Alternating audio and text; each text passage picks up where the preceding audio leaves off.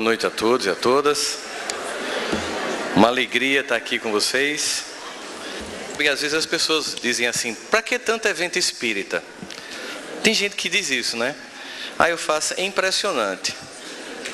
As coisas ruins podem ter várias edições, mas as boas não, né? Tem CD daquelas bandas bem trash, volume 1, volume 2, volume 3, volume 4. A gente deveria fazer mais, a gente deveria se encontrar mais, a gente deveria compartilhar mais. Daí a importância de nós estarmos aqui. Às vezes eu penso até que, muitas vezes, o que nos faz nos unir, nos reunir, nas mais diversas expressões de fé do mundo, de religião, qualquer que seja ela, é exatamente para tentar nos lembrar, mesmo que seja no final de semana, no Evangelho no Lar, que nós não somos daqui e não estamos aqui com finalidades materiais, mas com finalidades transcendentes espirituais. E no mundo no qual nós nos encontramos hoje, um mundo, como o Sérgio muito bem colocava, que nos convida a uma transição interna, para que uma vez acontecendo, ela possa se coletivizar e transformar o panorama do planeta, mais do que necessário é resgatarmos a ciência espírita, cuja lucidez permite, se utilizando dos postulados acadêmicos, dos paradigmas da ciência e transcendendo para um paradigma espiritual, nos conectar através da razão a um Pai que muito nos ama. Quando a gente pensa nisso, a gente pensa na importância do que é feito por todas essas AMEs, Brasil afora e mundo afora. E embora hoje pareça um movimento pequeno, e já nem é tão pequeno de quando eu entrei para cá, né? Certamente todos esses nossos irmãos que têm produzido esses conhecimentos, esses artigos, essas pesquisas, quando o paradigma espírita passar pelas 3 frases descritas por Schopenhauer, inicialmente ridicularizada e depois violentamente antagonizada para finalmente aceita como auto-evidente, quando forem fazer uma retrospectiva sobre os primeiros que ousaram receber dos colegas de profissão o escárnio, a piada, por transcenderem e procurarem um paradigma que transcende e explica o ser humano não apenas a partir da matéria, serão nomes citados como os primeiros homens e mulheres que ousaram romper os padrões e conectar o homem novamente com Deus através da razão. Por isso é motivo de muita alegria estar aqui. Quero agradecer a Gilson, nosso presidente, pelo convite que me foi feito.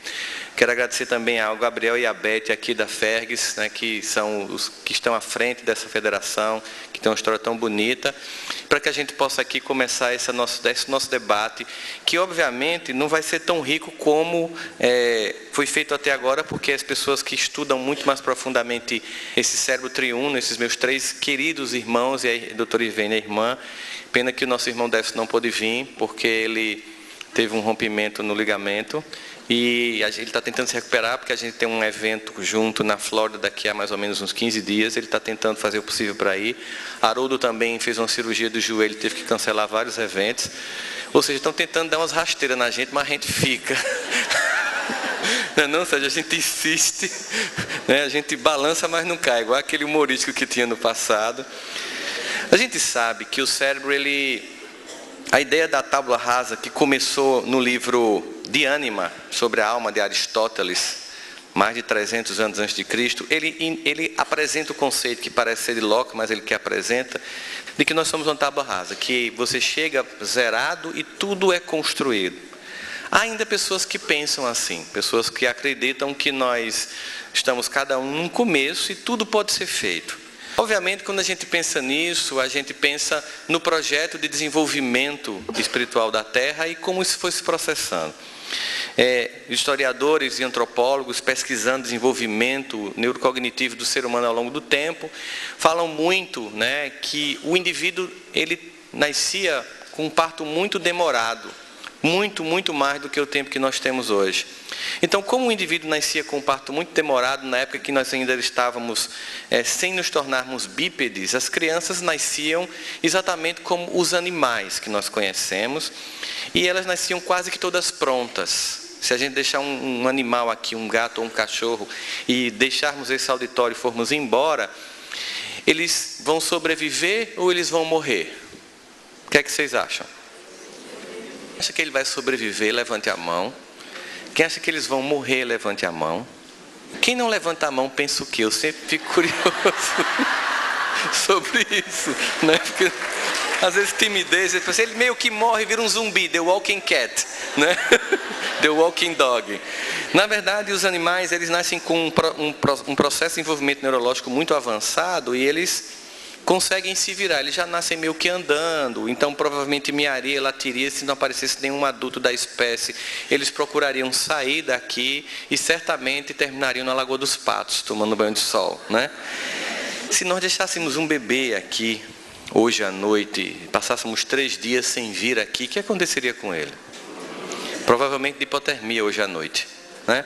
Então, quando nós nos tornamos bípedes, os bebês eram muito grandes e as mulheres começaram a morrer em série. Por um processo de seleção natural das espécies, os bebês passaram a ser expelidos num tempo muito mais rápido do que no passado. Num número cabalístico de 40 semanas. Correspondendo aos 40 dias de tentação no deserto, aos 40 anos do Egito à Terra Prometida. Um número que revela sobre o surgido novo, o recomeço. Com 40 semanas, o bebê nasce completamente incompetente. Nada mais faz do que cocô, xixi, gofar, mamar, chorar, dormir, acordar e fazer tudo de novo. E ainda assim somos perdidamente apaixonados. No entanto, como o bebê nasce completamente ainda por fazer, criamos um problema.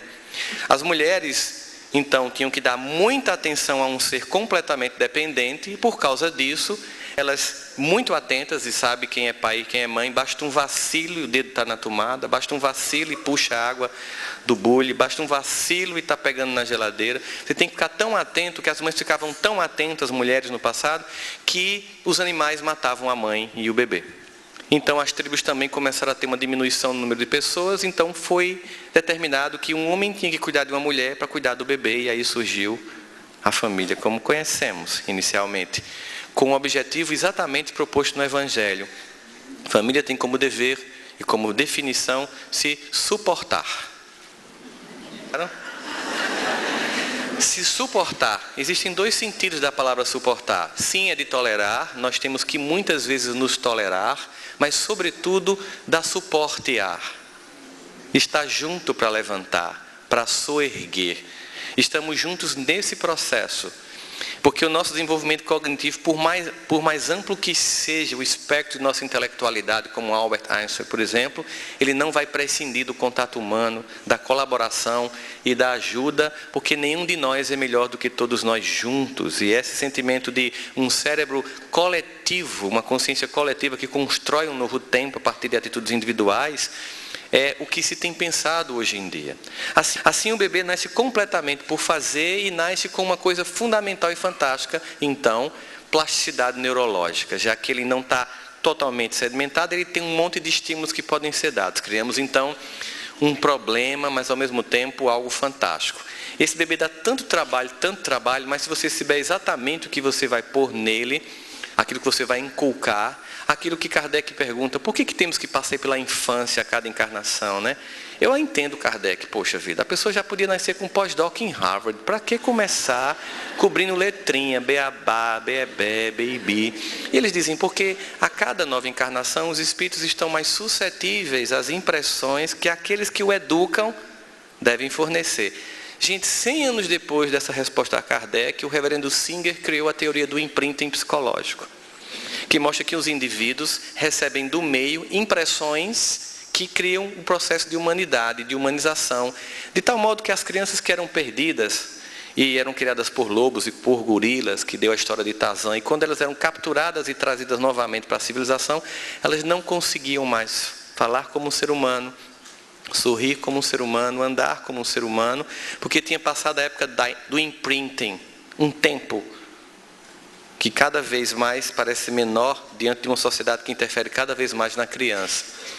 Assim, a criança nasce toda por fazer, e para ficar mais fácil aqui agora, para a gente não falar de psicologia para um pouco completamente eclético, digamos que uma criança é como um smartphone com tela touchscreen fantástica, memória muito boa, uma câmera fantástica, né? Mas não tem um único aplicativo.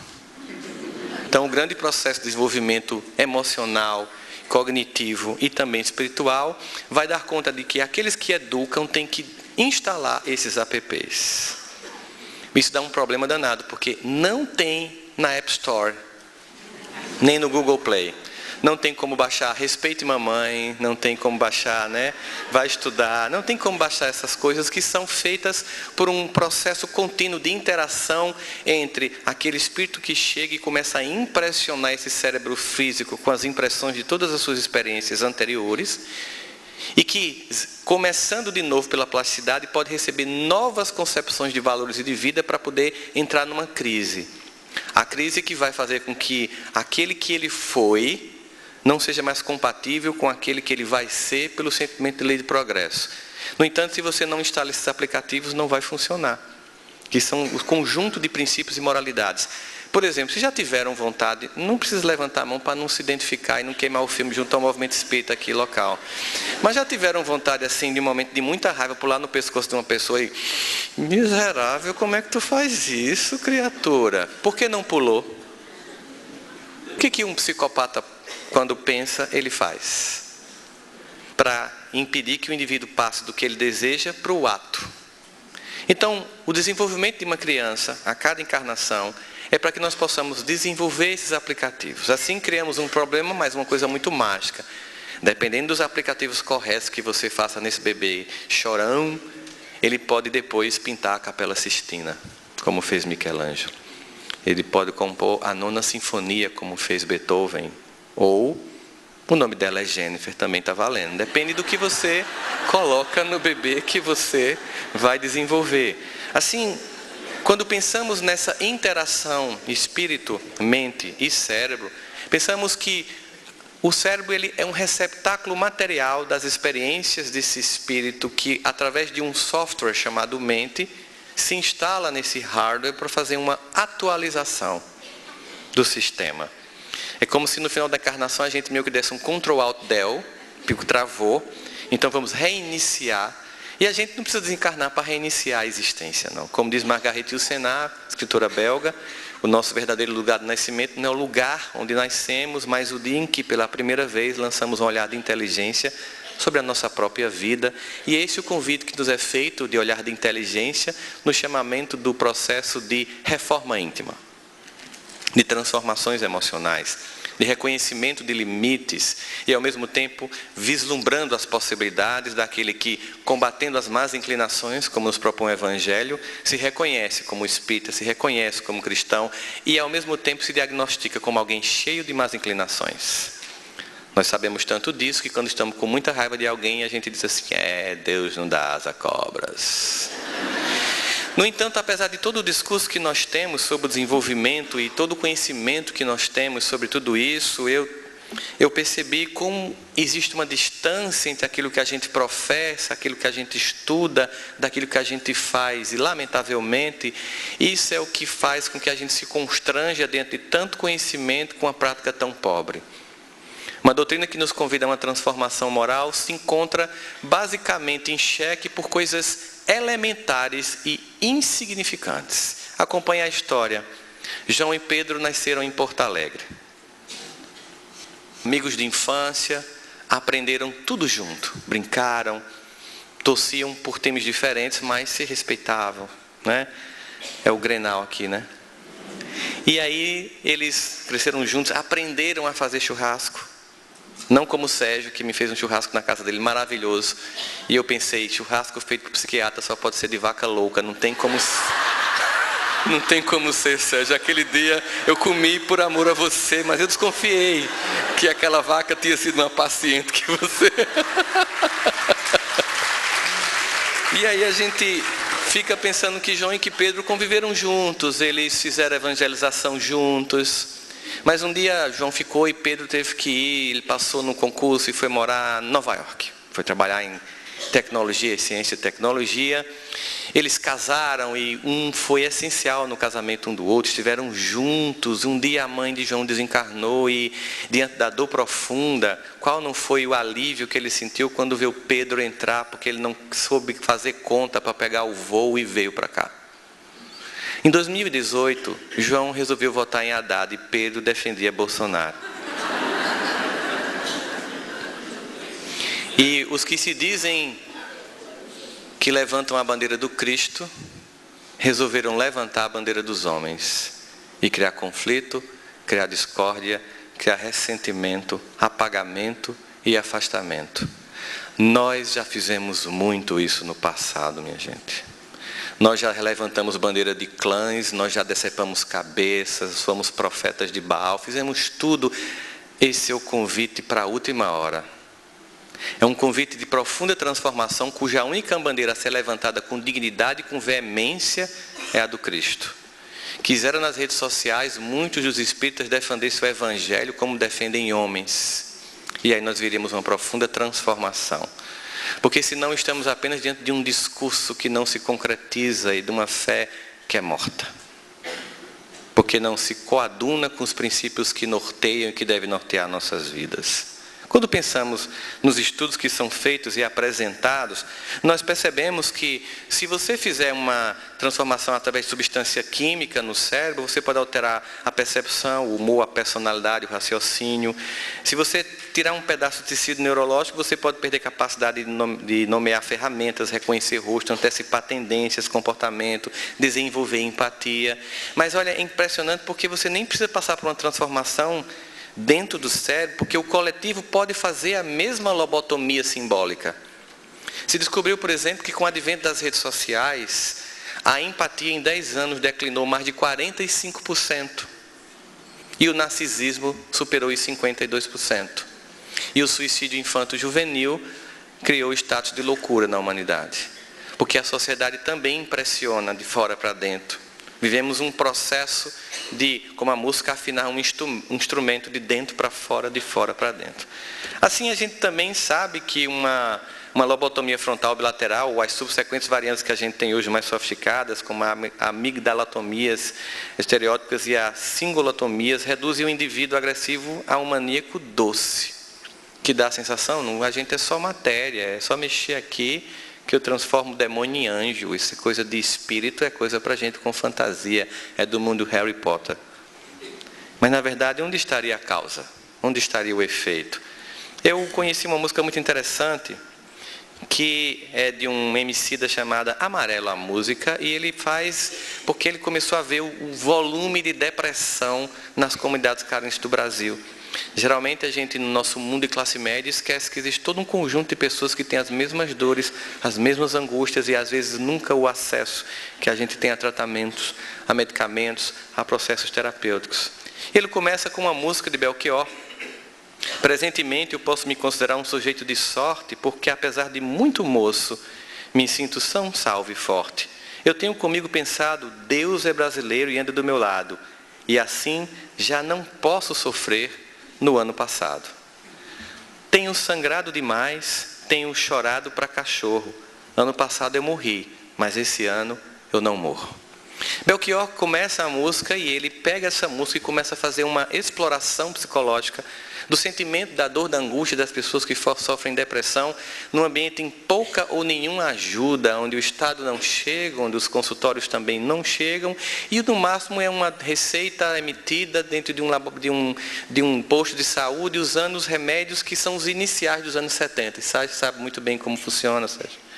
E aí ele começa a dizer assim, para que amanhã não seja só um ontem com um novo nome, porque o abutre ronda ansioso pela nossa queda, que é a depressão. Findo a mágoa, mano, sou mais que essas dores, corpo, mente, alma. Olha só, um artista de periferia percebendo essa trindade, né, que a gente tem. Sou corpo, mente, alma, tipo um Ayurveda, estilo águia, eu corro em meio às pedras. Mano, o rancor é igual um tumor em bem-vindo à raiz, onde a plateia só deseja ser feliz. E hoje a última tendência é a depressão com aparência de férias. Quando as pessoas infelizes postam felicidades nas redes, fazendo com que você confunda os seus bastidores comuns, normais, cheios de angústias e de lutas, com a glamorização das imagens das pessoas que editam sua própria existência. Permita que eu fale, não das minhas cicatrizes. Elas são coadjuvantes, não, melhor, figurantes, que nem deviam estar ali. Ele está falando para ele mesmo e dizendo, eu não posso dar a essa dor, a essa angústia, a importância que ela não pode nem merece ter. E continua: permita que eu fale, não das minhas cicatrizes. Tanta dor rouba sua voz. Sabe o que nos resta? Alvos passeando por aí. Permita que eu fale, não das minhas cicatrizes. Se isso é sobrevivência, se resume à sobrevivência, é rebar um pouco do bom que vivi. Permita que eu fale não das minhas cicatrizes. Achar que essas mazelas me definem é pior que crimes. E a dor, o troféu por nosso algoz, que nos faz sumir. Quando a gente analisa que essa percepção já toma conta das pessoas, e ao mesmo tempo fica se perguntando, temos em mãos uma doutrina extremamente consoladora e balsâmica. Muitas vezes eu me cobro particularmente, porque ela não chega a mais corações. Que a gente não está conseguindo, e aí eu estou falando de mim, não estou falando de vocês, entregar a ela a mais e mais corações. Por que a gente não está conseguindo ir para as periferias? Por que os centros são de maioria de classe média? O que está acontecendo que a gente quer consolar só alguns? A gente sabe, muitos de nós talvez nem estivesse aqui sentado e não tivesse conhecido esse Consolador. Quantas outras pessoas poderiam estar aqui também sentados e não ter desistido por ter conhecido uma mensagem tão transformadora? Temos uma mensagem poderosa que tem transformado nossas vidas e que pode transformar a de muitas mais pessoas. Porque a doutrina espírita, ela, de forma muito veementemente forte, combate profundamente a tendência materialista do mundo no qual nós nos encontramos. Os postulados espíritas, eles se opõem completamente à visão materialista da mente como resultado do funcionamento do cérebro. Para a doutrina, todo fenômeno é de natureza espiritual. E que, obviamente, o indivíduo encarnado vai manifestar no seu corpo físico, através do cérebro que como que imprimisse o sentimento, o pensamento, imprimisse para o comportamento aquilo que nos angustia, aquilo que nos faz querer mudar e se desenvolver. André Luiz, então, apresenta na mente como um núcleo de forças inteligentes. Lá no livro Domínios da Mediunidade, no capítulo 1, ele já apresenta isso, um núcleo de forças inteligentes. Através dessa energia, nós exteriorizamos o que somos e agimos sobre os outros pelos fios invisíveis do pensamento. Então a cada nova existência eu preciso passar pela infância, como disseram os espíritos a Kardec, para que novas impressões sejam projetadas. Essas minhas experiências todas, elas começam a se projetar materialmente no comportamento através do cérebro, e as experiências que eu recebo desse núcleo em torno meu, que é família, cultura, momento histórico, tempo em que nós nos encontramos, vai reverberar também em mim e eu nesse coletivo. Então, significa dizer que como o Espiritismo não tem objetivo de salvação individual, mas de redenção coletiva, nós devemos nos responsabilizar não somente sobre a nossa transformação moral, mas sobre a moral do planeta, tentando levar e elevar essa moral para que as influências que chegam às crianças, a todas as pessoas, sejam as mais saudáveis possíveis, já que somos extremamente suscetíveis ao meio externo a cada encarnação. É preciso ter um grau muito sofisticado de evolução espiritual para não se impressionar pelo mundo doente no qual nos encontramos, conforme dizia Jesus, o mundo jaz no maligno. Aqui não com a figura mítica do demônio, pensando como espíritas, mas um mundo ainda onde a tendência hegemônica é do equívoco. Lembra daquela cena que Chico resolve entrar porque viu a filha de um amigo num bordel e Emmanuel disse, eu não vou não. Emmanuel não quis aguentar a vibração daquele ambiente. Então nós temos responsabilidades sobre a vibração coletiva. Mas sabe o que acontece muitas vezes? Precisamos então olhar com mais lucidez para esse processo todo, porque há uma tendência lamentável, embora as pesquisas acadêmicas fundamentadas mostrem, nós como espíritas sabemos, que o mundo, até porque impera a lei do progresso, só melhora a cada ano, a sensação coletiva é de que ele só piora. Vivemos dando um ibope muito grande ao mal. Eu estava em São Paulo um dia, quando uma rádio da cidade ligou para mim e disse, professor, o senhor poderia dar uma entrevista para a gente acabou de transmitir 3 notícias muito pesadas, os ouvintes estão muito decepcionados, e o senhor poderia participar ao vivo? Tá bom, estou no aeroporto, pode ser? Pode. Eu cometi um equívoco. Eu não perguntei com elas as notícias. E aí a moça entrou. Estamos aqui com o professor Rossandro. Professor, aqui a gente, os ouvintes, muito preocupados. Veja, hoje de manhã uma pessoa morreu por engano. Esse final de semana um amigo levou um amigo de longas datas para a fazenda dele e matou. E uma mãe esfaqueou a filha 20 vezes. Professor Rossandro, que mundo é esse? E eu disse, por que eu não perguntei antes o que é que tinha acontecido para entrar ao vivo no ar? Fica a lição. Se alguém quiser fazer uma entrevista com você, pergunta, por que você quer falar sobre o que é mesmo? O que é que aconteceu? E eu disse assim, eu entendo muito que os meios de comunicação, de um modo geral, têm o dever de anunciar e noticiar as coisas que acontecem.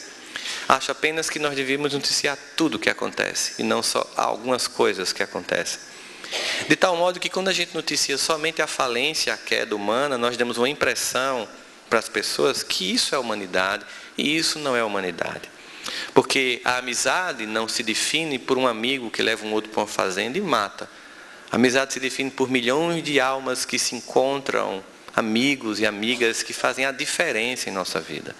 A maternidade para mim no Brasil não se define por uma mãe cujos motivos eu não sei, esfaqueou uma filha 20 vezes, se define por milhões de brasileiros que levariam diariamente 20 facadas para salvar uma filha.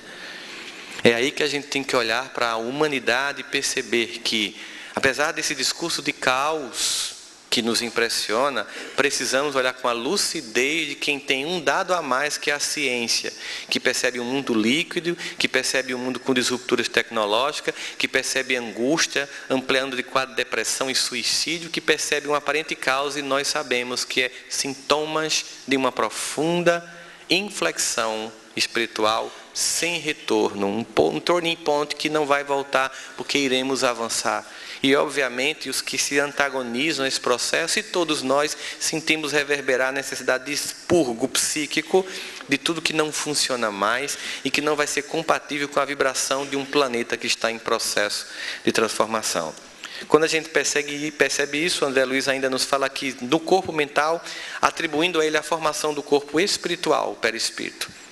Então, ele consegue imantar através do perispírito, através da força mental, a formação do perispírito, que vai gerar essa cópia física de quem somos, que se pensa e imagina se está apenas no DNA. Mas Emmanuel tem um texto muito fantástico em que ele vai falar sobre a mente humana, em que ele coloca o termo de espelho vivo da consciência lúcida, e que ele divide em sessões de serviço. Ou seja, ele coloca que essa mente ela tem funções de serviço, não está à toa nenhuma delas por acaso. Ele diz que existe um departamento chamado departamento do desejo, em que opera os propósitos, as aspirações e o acalento e estímulo ao trabalho.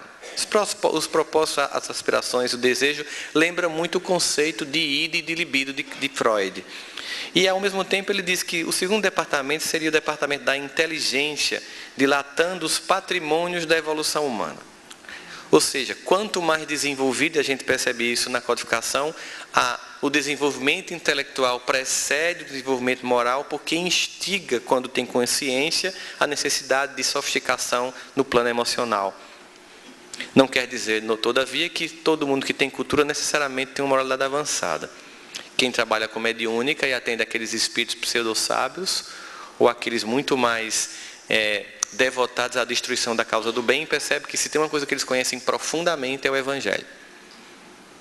Argumentar com você profundamente e dizer, conheço mais que você e ainda sei que você não faz o que você diz. E você fica lá, pois é, mesmo assim, com toda a minha falência, mesmo assim com todos os meus limites, mesmo assim reconhecendo quanto falta em mim, eu resolvi continuar. Eu lembro disso porque o objetivo do processo evolutivo é um continuar. É abrir mão de comportamentos que fizeram sentido em algum momento, mas que não fazem mais sentido. Uma vez eu estava numa reunião mediúnica que entrei por engano. Foi punk. Fecharam a porta e não pode abrir não, fica na vibração. Estava vibrando por mim, não era nem pela reunião.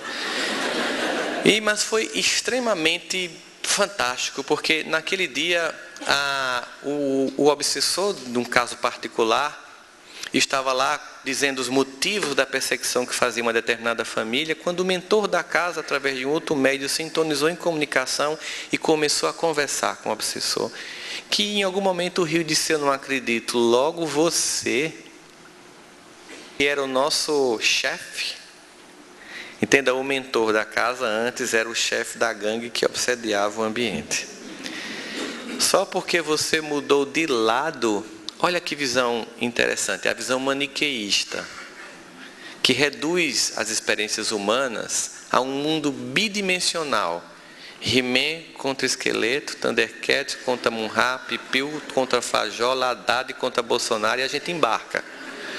Ele disse: logo você que mudou de lado. E o Espírito respondeu: não, meu irmão, eu não mudei de lado, eu apenas continuei. E te faço o mesmo convite para continuar. Ao dizer isso, ele estava olhando para aquele espírito dizendo: você não é um inimigo que está no outro lado, você é um irmão que precisa, como eu, continuar a seguir. A cada encarnação, encarnamos, impressionamos um cérebro físico, somos impressionados pelo ambiente no qual nos encontramos, como os hindus costumam dizer, Maya, o mundo físico, a grande ilusão da matéria. Por isso Jesus dizia: meu reino não é deste mundo, porque não é mesmo, e vai construindo as possibilidades. A partir do departamento da inteligência, Emmanuel ainda define mais 3.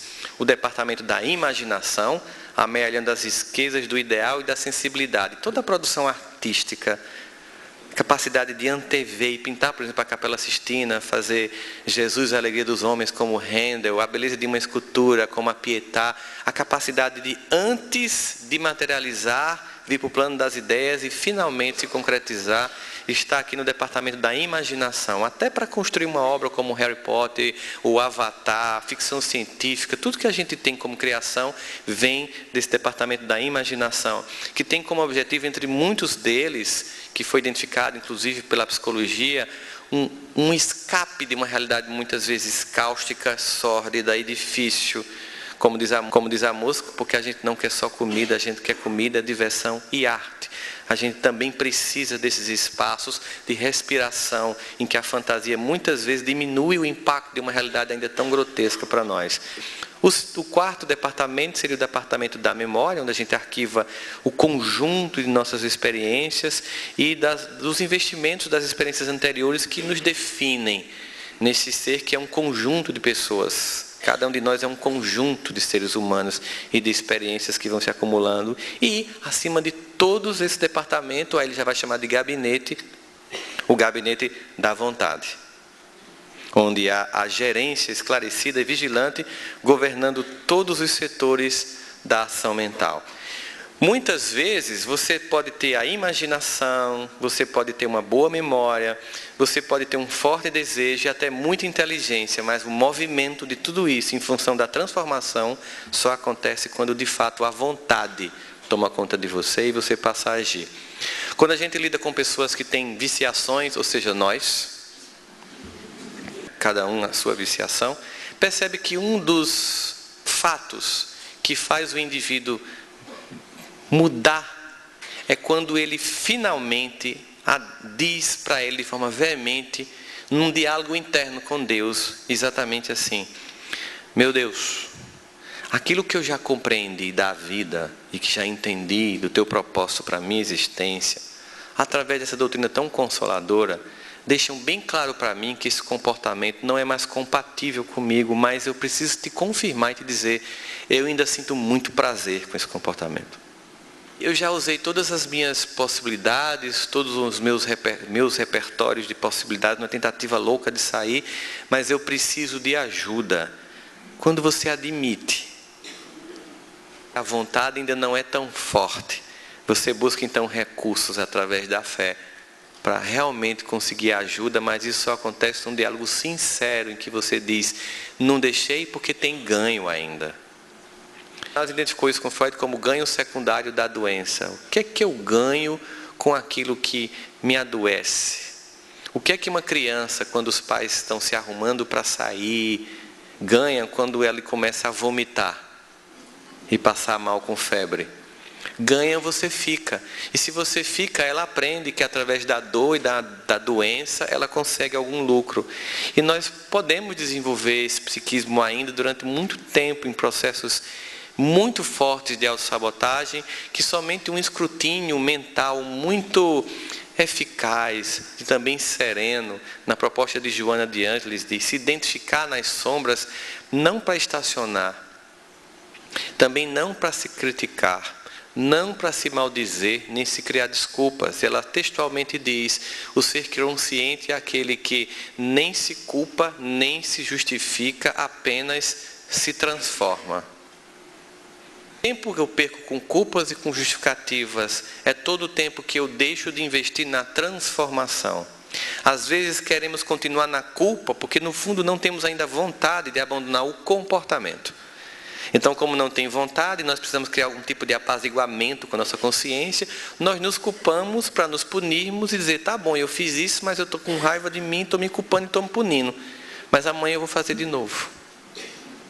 No momento quando você para de entrar nesse processo infantil de culpa, punição, justificativa e passa para a transformação paciente, porque sabe que vai ter muitas idas e vindas para que um comportamento comece primeiro por diagnóstico de assumir que é meu e não estou mais projetando em ninguém, é meu mesmo, isso aqui é angustiante, mas é meu. Eu vou começar um processo de transformação e paciência para construir por condicionamento,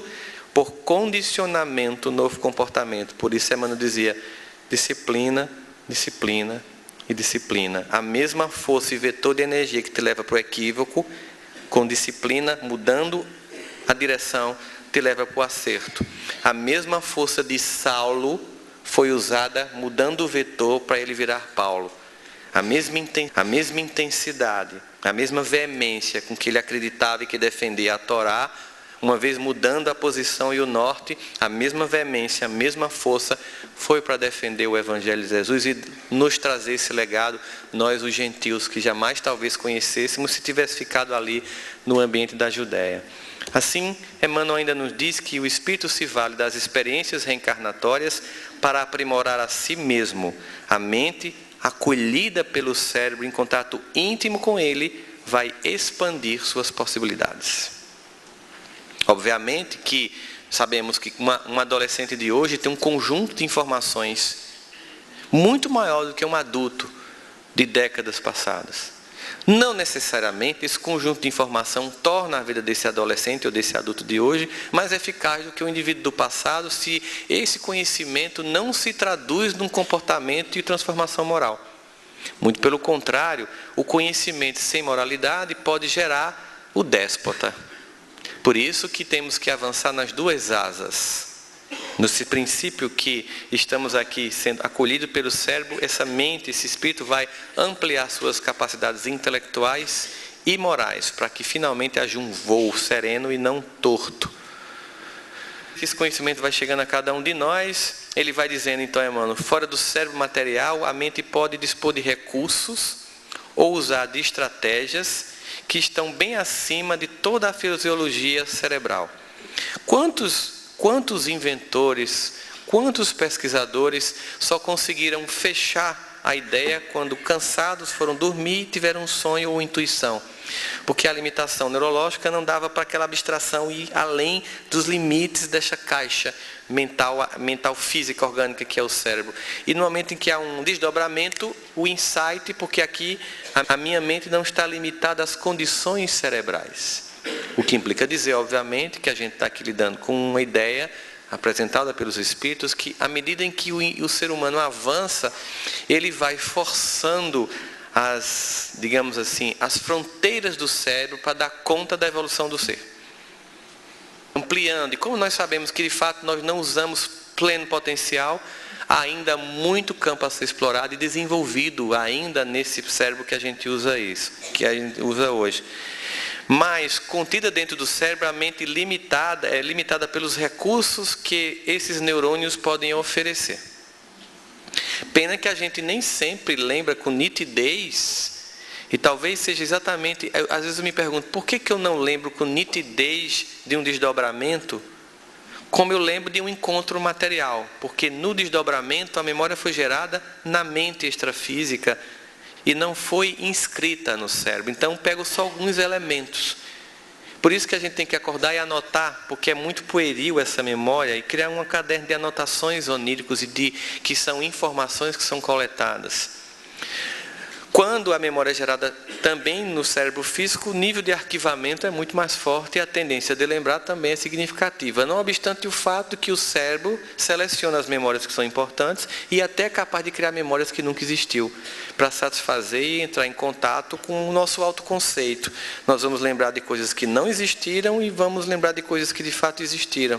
Existem pesquisas que mostram que muitos traumas revelados em terapia foram criações da própria criança no ambiente quando ela viveu. Atendi uma paciente uma vez que jurava ser abusada e vivia em processo de depressão, e quando finalmente chegou para mim, então eu quero que você me descreva a cena do abuso.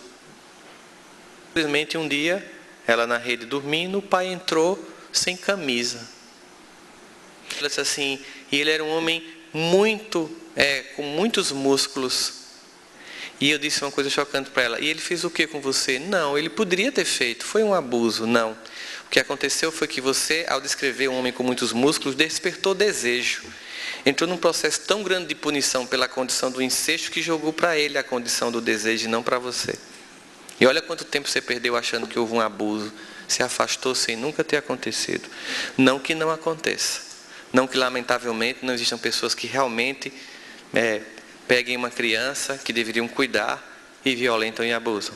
Mas nós somos capazes de criar, mesmo nesse cérebro físico, nós temos essa habilidade. Ou seja, continua Emmanuel, a mente se vale da ação coerciva do cérebro para aprender paulatinamente uma nova experiência, a nova vida, libertando-se das experiências reencarnatórias. Então lá, quando você se encaixa, você pousa nesse cérebro físico, paulatinamente você vai aprendendo um conjunto de novas experiências que são fundamentais para nos libertar do passado.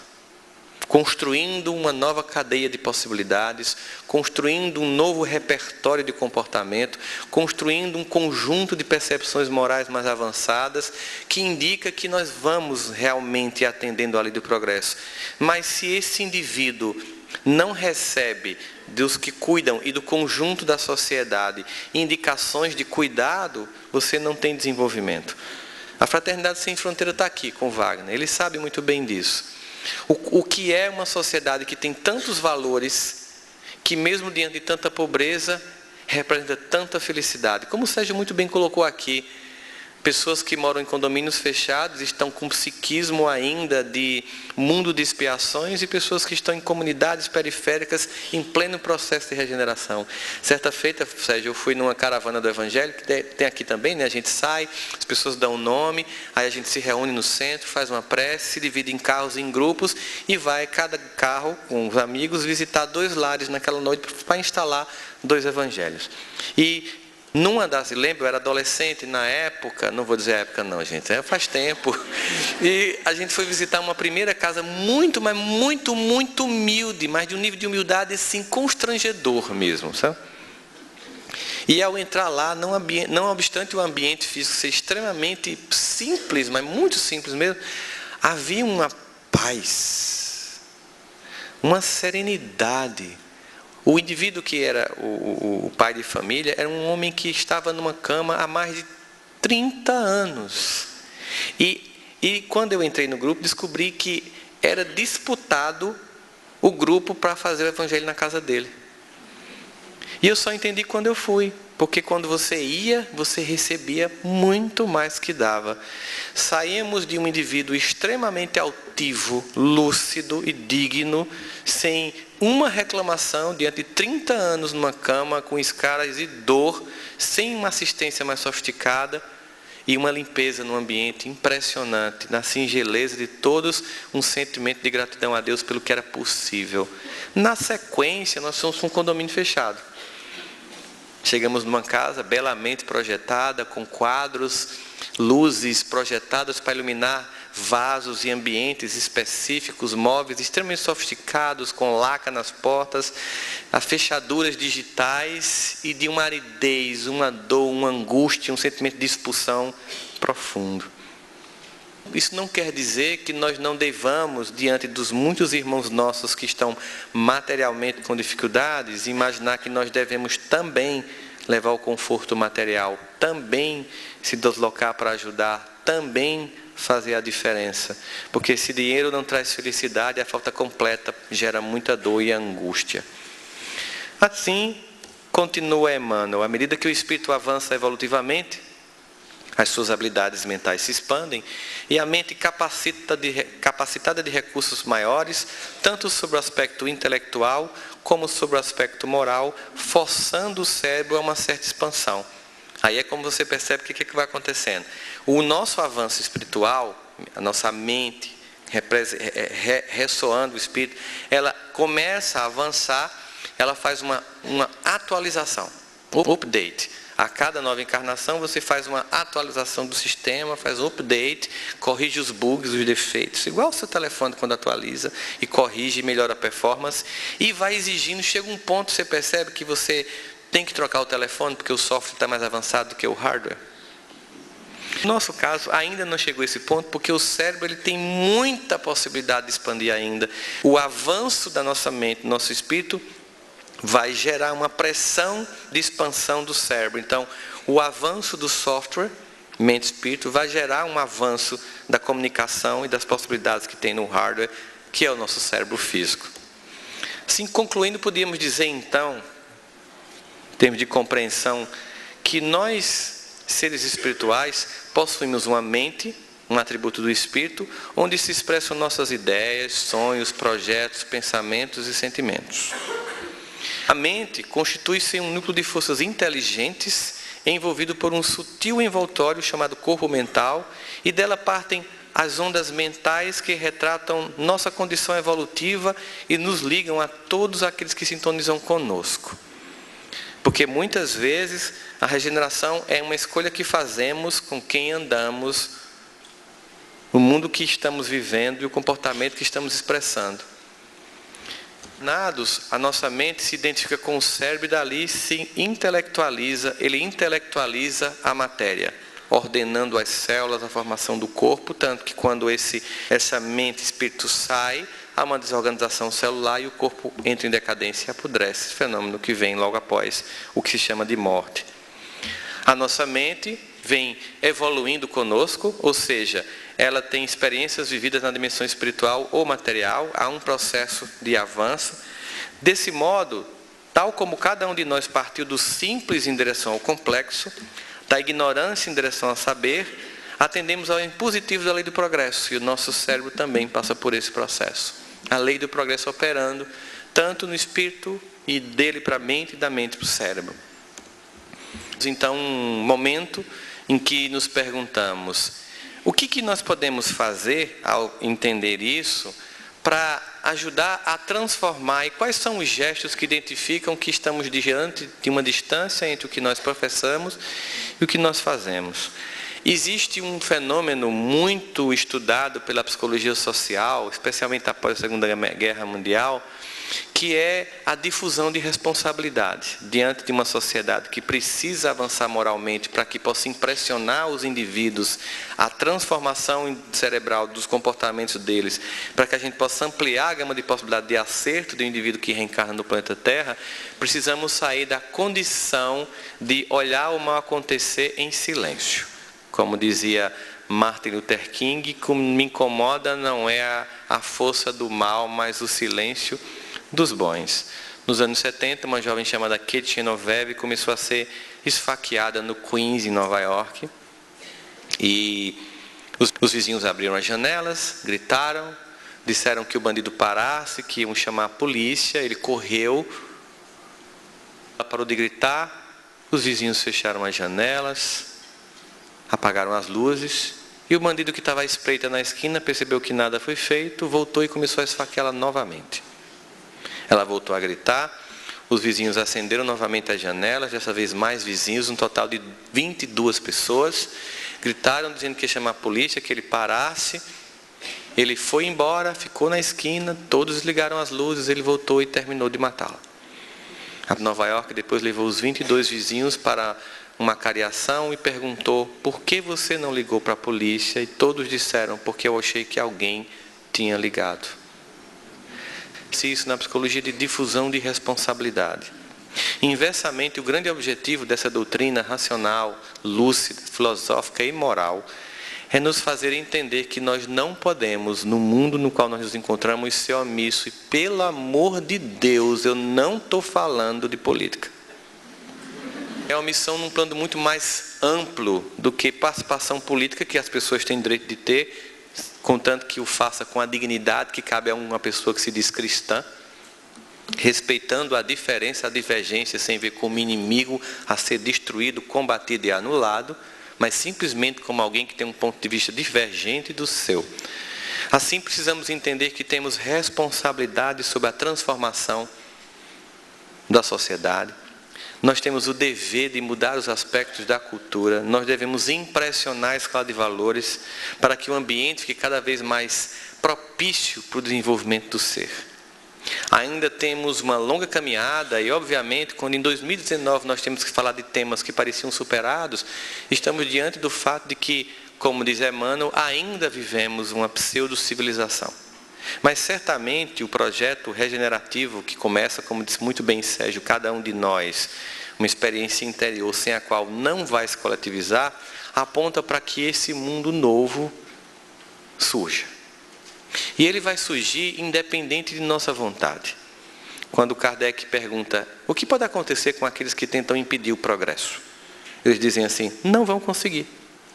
Mas se tentarem, serão trucidados pelas engrenagens que tentam parar.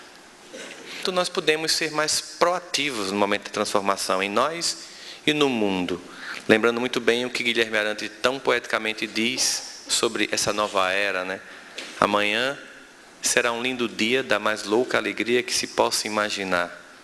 Amanhã, mesmo que uns não queiram, será de outros que esperam ver o dia raiar. Amanhã, a luminosidade alheia a qualquer vontade será plena. No entanto, Jesus fez um convite a um grupo de almas. Caíram bastante.